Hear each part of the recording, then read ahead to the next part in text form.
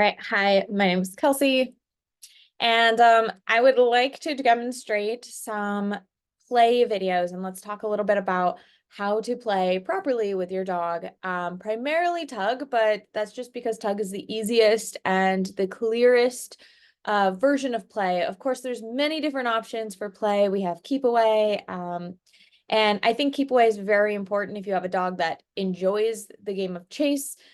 It does require a little bit more physical movement from you as the kind of play partner. You do have to chase your dog. It doesn't require a ton. Usually a couple of stomps or something like that will get a dog to run from you, and then you don't have to like go full chase, but it is kind of fun to go full chase. You do have wrestling options. I do like to play with hands and do some wrestling, mostly with smaller puppies that are, learning social skills and learning how to be a part of your family, and you're building trust and communication with those younger puppies. I'll phase out hand wrestling and hand play as the dog matures. A lot of dogs will mature out of that kind of style of play as they hit older years. But the one that kind of sticks with them forever is tug, and it incorporates all styles of play. So tug is kind of cool because we can get a little bit of chase, we can do fetch, we can do a little bit of wrestling if the dog likes it. And all the while, the dog maintains a grip on a toy. So that way, they're not putting their mouth on you. And that's what's really important about tug, is because it allows the dog to take that really strong, jaw with all of those teeth in it and put it on something that's appropriate and then play from there. So I tend to incorporate tug into all sorts of play styles depending on the dog I'm working with or playing with. And then when you get a really well-established game of play and tug with your dog, you can then incorporate training into that as well. So that's the next step. One of the first videos I'm going to show you here and then I want to review is I am actually working a little bit with this dog in training. So this is not the first time we've played, but it does demonstrate some of the play skills that the dog needs to have. But you'll see this dog make plenty of mistakes, including she actually kind of barely nipped me at one point that it hurt enough for me to go, ouch. And so you'll see that as well. So it's a good demonstration, but keep in mind that while I'm working with this dog, I am also training this dog at the same time. So I'm using my yes marker and then giving a play session after that. So what I'm asking of this particular dog, her name is Gypsy. She was a foster dog of mine, a foster puppy that I had for a while before I ended up adopting her. She had a high arousal. Honestly, she was probably 5 months old or maybe 6 months old by the time I adopted her. I think she was much younger than the rescue and the family that I had that had relinquished her to me had thought she was, because she was still losing puppy teeth. So she was, they were saying she was closer to 9 months old. I think she was much younger than that. Not to mention that now I've seen this dog full grown and she's ginormous compared to in this video. So yeah, I think she's a relatively young in this video, so this is a younger puppy. You'll see that struggle to control her kind of behavior, her emotions, her energy. She gets very aroused, and gets kind of leaps up into the air. And so it's similar to a lot of other puppies that you're, likely working with. Okay, so I'm gonna share my screen with this video right here. And hopefully you can see that. I don't know how much audio is going to come through, and I'm also going to probably talk through it. So let me know or we'll just kind of see if it works out okay. But here we go. And I'm actually going to jump here to.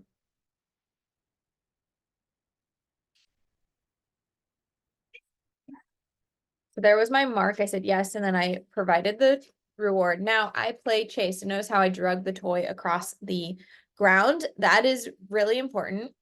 You don't want to necessarily put the toy right into their face. Another thing you'll see here is that I'm going to display the toy. Let's see if I do it on this one. So I'm waiting for her to give me some calm walking by my side instead of jumping, and then I will engage in play again. And this is where I'm training at the same time I'm playing. So right there, and see how I keep away. And then right there, I did a quick, so you can see I find the spot right here. So I played keep away, and right here, I have my hand on either side of that tug toy. This is really important that it does take a little bit of practice, but really try to present the toy with two hands at either side of the toy so the dog can clearly bite in the middle of the toy. This is kind of what I call the presentation or presenting the toy. This is really important so you don't get bit. So a big mistake that we make is we have our hand somewhere in the middle or even on the side and the toy flops. And now we have it dangling so the dog can't get a good grip on it. Well, guess where the best grip is? It's going to be right by your hand or on your hand. So you really want to present that toy so that the dog can bite in an appropriate place and not get you. So this is just kind of a safety thing. Put your hands out to the side and present the toy. So like I did here, when I saw she was going for it. I'm also playing keep away with the toy. So I'm dragging it across the ground. And that's another great way if the dog's like not super into the toy or maybe doesn't have the best bite onto the toy. So to get her like really ramped up and ready to latch onto the toy to play tug, I did this pull away. I'm going to keep it away from you. You can't have it for just a short period of time before then present the toy and allow her to take grip. And then we proceed into tug. As this tug, we're tugged it. Whoops, she let go. So see, I presented the toy again.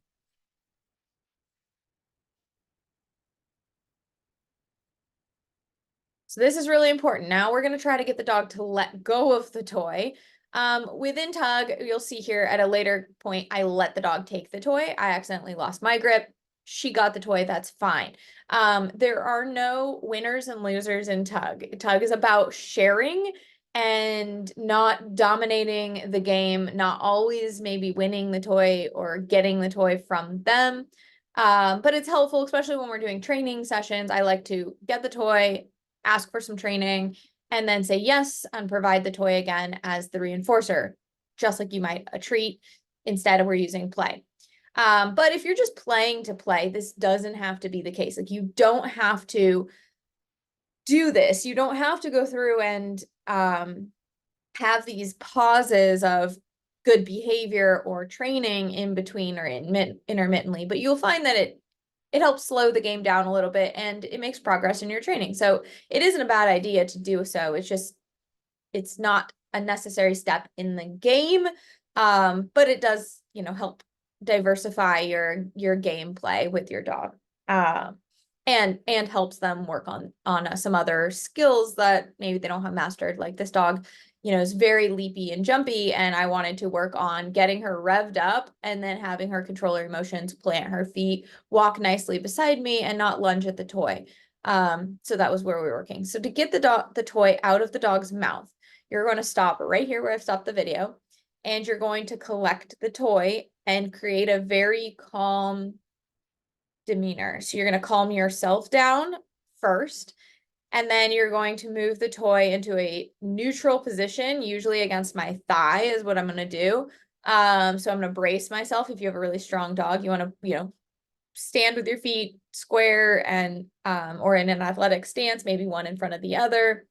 And then take that toy on either side of their mouth, not putting any pressure on their mouth necessarily. Take that toy on either side of their mouth, hold really, really still and crystal clear, say mine, or drop, or let go, or whatever you want to say. You can say it and try to say it only once. I think I repeated it a couple times. But at this time, I don't think this dog had that skill yet. And so it wasn't, what I was saying was more to control myself. I was saying it to me, more than I'm saying the command or the cue to the dog. So here I got really still. See, I just freezed and I just tried to, there, she let go. So you want to be patient. You want to wait for the dog to disengage and let go. Ideally, you don't pull the toy up and away like I did here. When you're first teaching a let go, you're going to release and give the toy immediately right back, presenting it again. So you are not going to do this, what I'm doing here, the first few times you play. You really want to make sure you've got this let go and give back really solid before you do what I'm doing, where I'm taking the toy away and I'm actually holding it up by my chest, which is creating that jumping. You're going to want to keep it nice and low where the dog could regrip it. When you get the toy, all you want to do is cover it with your hands. The dog can't get a hold of it. So you can kind of see how I'm holding it. I'm like trying to cover it. I've put it under my shirt really quickly, or I've tucked it under my legs if I'm sitting on the ground with the dog.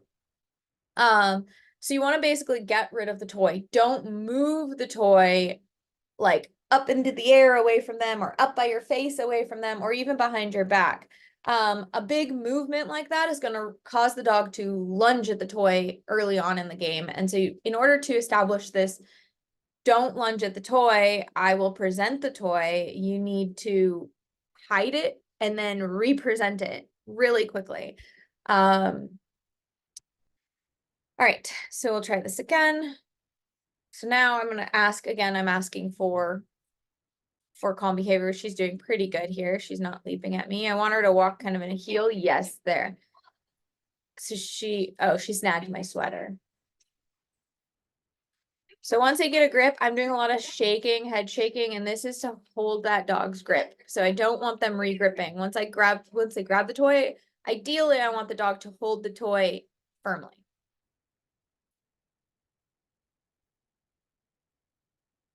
Patience is the thing. So she's letting go, but not quite. So her teeth are chattering. And this is why I don't want you to stand up or take the toy too far away, because you'll get that leaping action. That's pretty good. Yes. Good. Okay. Now here she got the toy. I lost grip of it. It went flying. It was kind of an accident. She got it. I am not going to take that toy away from her now. Now the game's on her to engage. So I encourage her to find her toy, and I encourage her to bring it to me. Now watch how I do this. I'm gonna back up while she has the toy and get really big and excited. Come on, come on, come on, come on. Yay, you brought the toy to me. When she brings the toy to me, I want to play a quick game of tug, and then I back up and practice again a retrieve. So this is the beginning of a retrieve. Is that engaging with her? I'm not sure why the video stopped. Oh, it's the end of the video. Ha. Okay, so that is the engaging into retrieve. So there's actually a pretty solid game if you just kind of cut out some of that standing and walking around that I might have been doing. But you're gonna piece together the I take the toy from you. If you want to let her have the toy, practice some of this retrieve. Don't take the toy back into your possession too quickly. You want them to feel confident and feel like you're sharing. So, share the toy, allow them to play with the toy a little bit on their own and engage with you.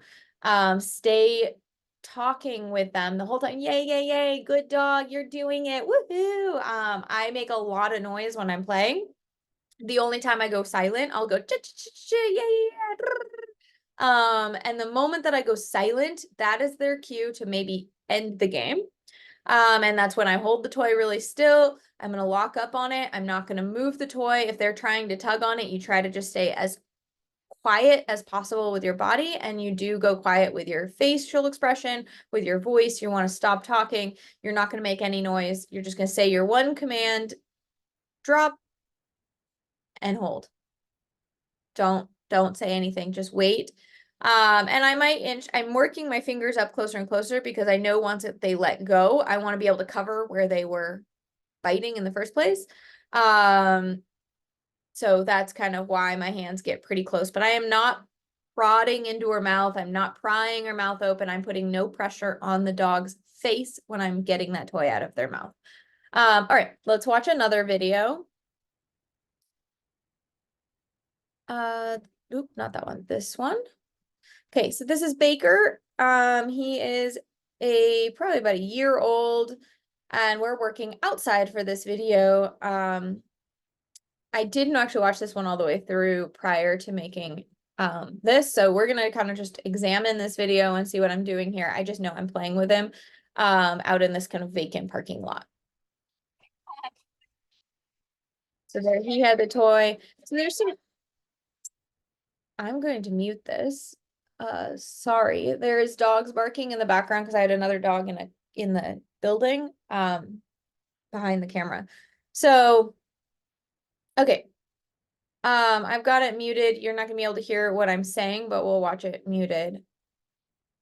So right there, he started off with the toy. He did jump for it, so I'm gonna do my best to keep my hands nice and low where he doesn't have to jump. All right, I'm pulling it up as well, but we're working on stay.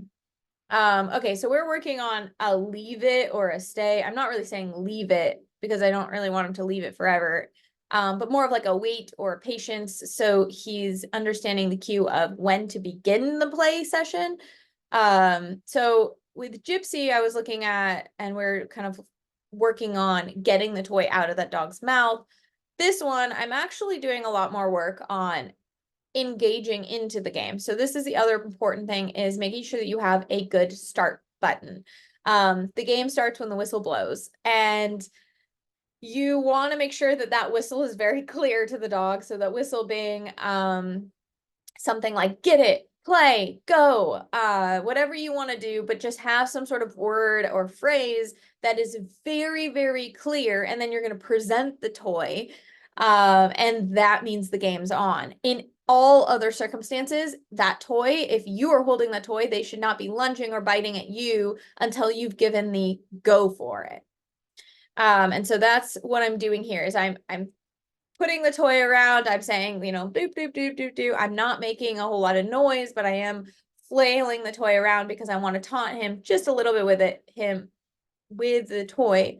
Again, this is a higher level of the game. This is, you know, once you've established a nice solid give, you've started establishing your start, and the dog is playing well with you, then we can start to really, I'm fine tuning is what I'm doing. The dog already knows the start and knows the end of the game, knows the general rules of the game. We're just enforcing them and making them even stronger so that this dog is having full self-control, because he did actually have a lot of issues with self-control. This was a dog that was like jumping and knocking over children, pulling on the lead. I mean, this dog could not control any emotion. And so what I wanted to do here is create that self-control. And so that's what we're, I think, focusing on in this exercise and in this training and game that I'm playing with him.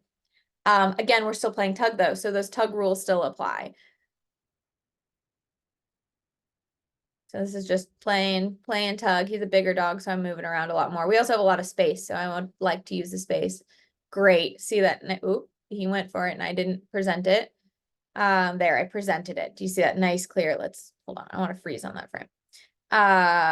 This is what presenting looks like. This is what your body should look like.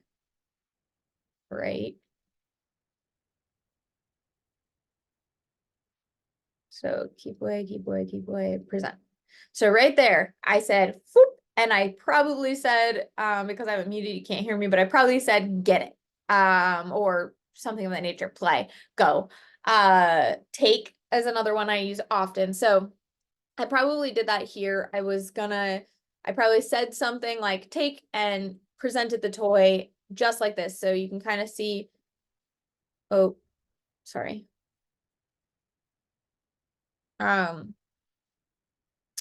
You can probably see here that I have my hands, you know, apart on either end of the toy. It's at face level, so he doesn't have to jump to get it. So that's another key thing, is you want to make sure you present the toy at their level, not way up here, because you don't want them leaping up into your face to grab that toy. That's also really confusing because here I am flailing this toy around up high and he's not supposed to leap for it. But when I give it to him nice and low, he can then lunge and snag the toy.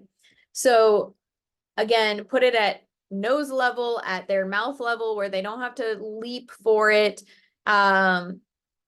Put your hands on either side of the toy, use two hands when you're doing this, and present that toy so that they can get a nice good grip that is on the toy and not on your hand.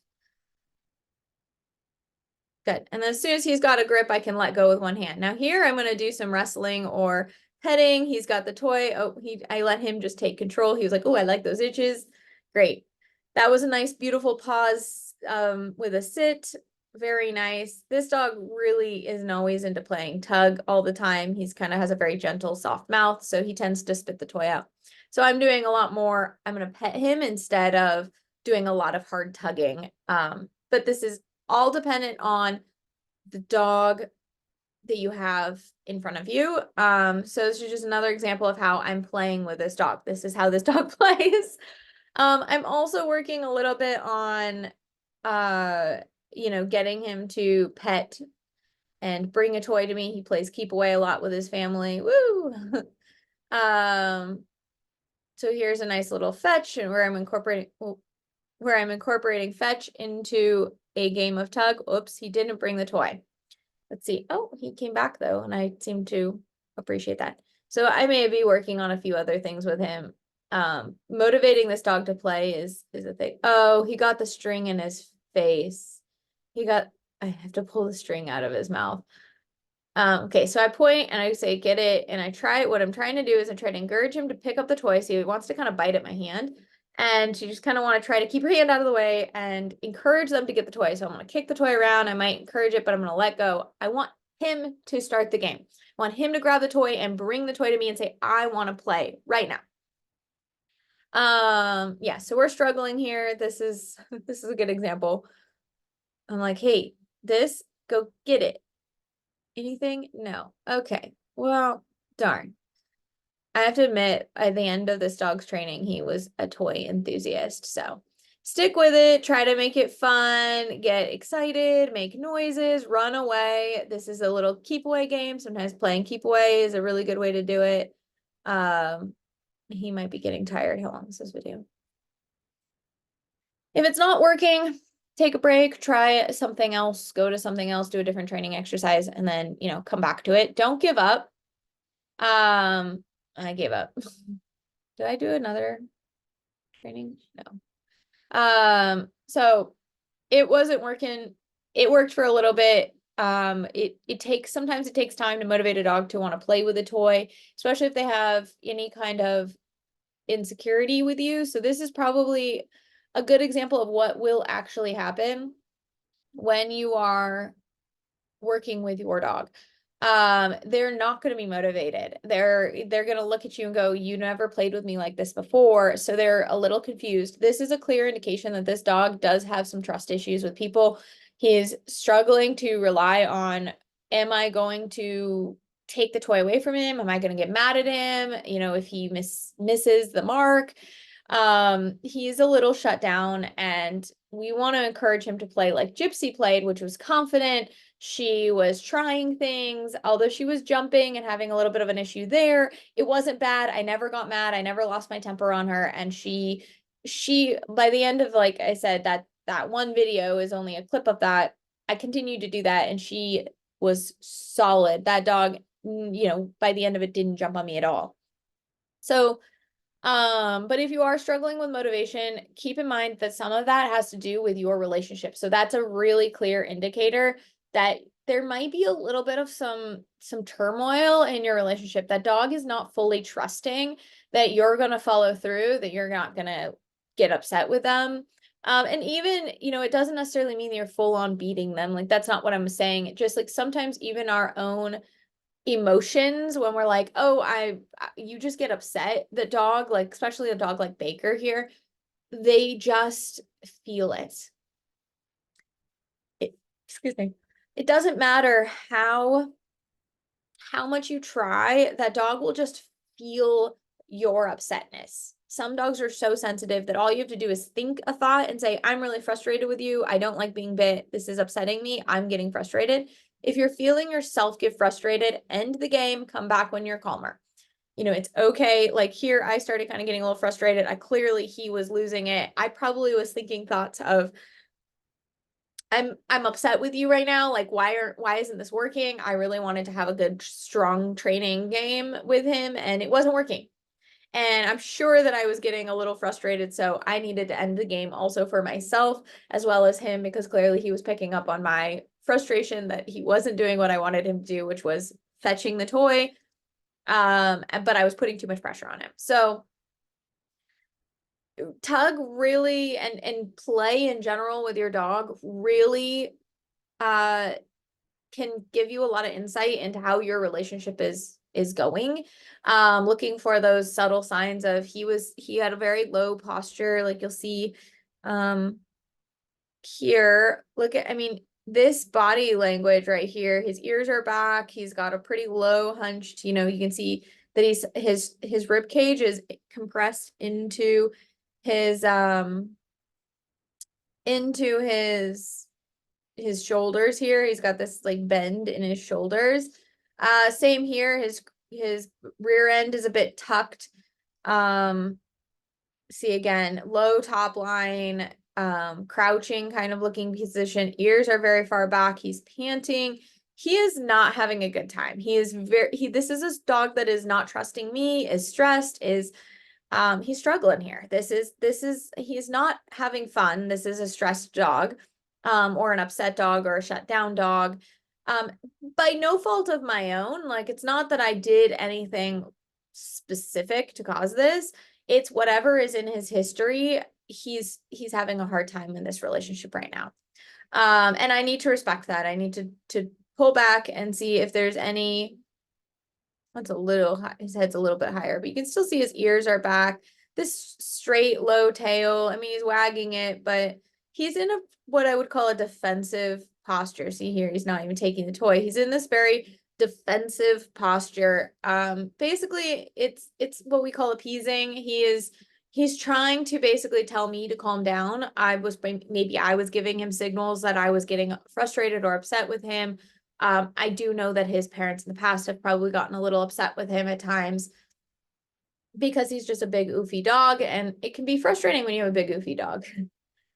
Yeah, this is clearly a dog that is not enjoying our training session any longer. So be aware of that. Look for these signals. Look for that low tail, low back ears. Look for the crouching of the body, panting, whale eyes. His eyes he was giving me just big dog, puppy dog eyes. I mean, he was like, I don't mean it. I'm sorry. And it just is history. So, be aware of that and end the game if you're seeing a lot of that, and don't give up, but try again. Come back and when another time when you're in a better headspace and the dog is maybe more fresh, try again. Definitely don't stop trying to bring out the tug toy and engage in games with them. Because again, this is a really good reflection of your relationship with your dog. And to master this, you're mastering the relationship between you and your dog. You're getting that communication, that trust, that bonding that is very necessary to have a really solid recall, to have really good training sessions. Your dog needs to trust you and have a really strong bond with you. And with strong bond, we get strong communication, and now the dog's responding quickly to your cues and commands. So play is just so critical. Play with your dog. Tug is a great way to do so. You have rules of you want to have an initiation, a game initiation, that whistle blowing that says game's on. So something like take or play or get it. Presenting the toy with your body language that says, yes, it's a game is on. So having some body language signals that say that the game is on and being very clear about what those look like. And then you're going to have, and then you want to have during the game, you want to keep encouraging them, be very lively, play, like truly play, like have fun with your dog. So be lively, put energy into it, be enthusiastic, make weird noises, make weird body things. If you're comfortable, play as much as you're physically capable, but jump around. I will get on all fours and crawl around with the dog. It's really dependent on what your physical capabilities are, but be enthusiastic, whatever you're doing, if all you can do is make a lot of noise with your voice, do that. Blah, blah, blah, blah, blah, blah. Like, I mean, I make just noises like that. I don't do anything specific, but be enthusiastic throughout the game while you're engaging and playing. Now, when you would like to take the toy, get quiet, be still, and lock that toy into position. 2 hands on the toy, either side of the dog's mouth, lock it and don't move. You can stare at the dog. That can kind of back them up a little bit. So you can but don't say anything more. You can say drop one time, or let go one time, mine one time. And it doesn't have to be stern, it doesn't have to be loud, it just needs to be a very crystal clear word, with crystal clear body language. Not playing anymore. I'm serious. Let it go. And you're going to take your energy down, remove all the fun from the game, literally be the fun sucker, zap it. There's no more fun. That toy's not moving. You're not moving. You're not making noise. Game is over. So there's a lot of signals there that end the game. Now, it's okay to also let the dog take the toy occasionally. And if they do, encourage them to continue bringing that toy back to you. So try to it's okay if the dog takes it and plays solo by themselves, but try to stay involved in the game. Try not to let them completely take the toy to another room and just disengage with you and play with the toy by themselves, like shredding it or something. Try to keep encouraging, keep your energy high. Try to get them to chase you with the toy in their mouth. Play a little bit of like, can you get me? Can you get me? Can you get the toy to me? I don't know. If I want it, you got to bring it to me. Like I did with actually both of them, but Baker didn't really present the toy back to me. And that's that you want the dog to be able to say, hey, I want to engage with you. So it's a two-way conversation. You want the dog to be able to also present the toy and say, I'm ready to play. When you're not playing, put the play toy away so that the dog can't solo play with it.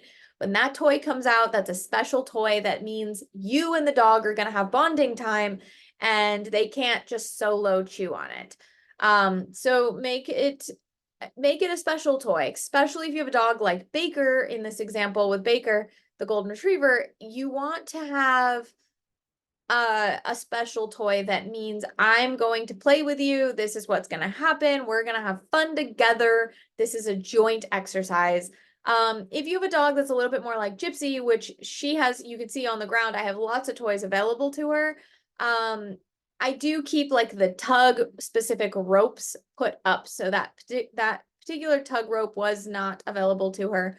So I like to pull a new toy out of a basket, but I might rotate. So I might put that tug toy out for her.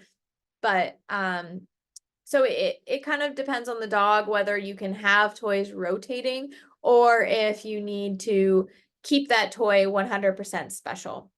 That is a little bit up to you and a little bit up to your dog, but that's kind of the idea behind it is you want to have your toy be something that the dog, when you pick up a toy, your dog's like, oh my God, we're doing that thing again. Yes, my favorite play partner is engaging. So you really want the dog to be into it. And so if that means you need to just have a special toy that when you present that toy, they're like, yes, that means game on. But if you have a really enthusiastically playful dog anyways, they may be able to just pick up any old toy that's on the ground and engage in a game. And that allows them to also engage with you, so they can bring you a toy when they're feeling like they need some time, some social time with you. So instead of maybe biting at your hands or your feet or jumping on you when you come in the door, I've trained a lot of dogs to bring a toy as an initiation of, I need your attention. Can you please give it to me? And I'll engage with them. If they bring me their toy, that means they need a little bit of attention from me, and I'm willing to give it because they're asking in a very appropriate way. So, it's not always about what we want. It's also about what our dogs want too. So giving them an outlet to be able to appropriately ask for your attention when they need it. It's a little bit like children. If the kid's like, hey, can you play with me today? That's a great way. Like, yes, of course I'm going to play with you. I know that you need that attention. Or hey, in like 2 minutes. So I might take the toy from them and say, yes, I will, but then I'm going to put it in my pocket and I'm going to go wash my hands or take my boots off or whatever. And then I'll pull that toy out of my pocket. So I'm basically taking the toy saying, yes, I'm going to play with you, but not right this second. But then I'll carry that toy around until I'm ready to play. And so that's why I work on this, like what I did with Gypsy, where I was moving around because I wanted to be able to hold the toy and not have her leaping at it until I was ready to play. And so that's kind of where I was doing that, where I wanted her to be able to bring it to me. I wanted to be able to say, yes, I will play with you, but I need like 2 minutes. So I'll take the toy, walk, do my 2-minute things that I needed to do, and then I will engage in a game. So play is two-way. Having the dog be able to say, I need attention and I'd like to play right now. Can you engage with me in an appropriate way that's not annoying? Or at least is tolerable, because, depending on how you are, some people find almost everything annoying. Their dog bringing them toys is annoying. Their dog jumping on them is annoying. Their dog biting at them is annoying. But I find bringing a toy is a very appropriate way to ask for attention when they need it. And then also on the other side, you being able to either say later or and kind of have your opinion on when you want to play. So if you've got 5 minutes and you're like, hey, this is a great time for us to play a game, let's play a game right now. You look a little bored. Maybe they're following you around, but they're not necessarily asking you directly for that time. Go ahead and grab a toy and take the time when you want to take the time. If the dog disengages or seems reluctant, like Baker was, end the game, try again later when you guys are more fresh. Okay, I think that covers everything. Hopefully that gives you a good video example of some play. That's kind of what I was able to dig up out of the archives of me playing with dogs. I know I have probably more than that, but those two are some good examples of play. If you have any questions, please reach out. I'm always available to answer any quick questions about play or any other behavioral questions. You can reach out to me via email or text message or give me a call. Always happy to answer questions. I hope you have a great day and enjoy playing with your dog.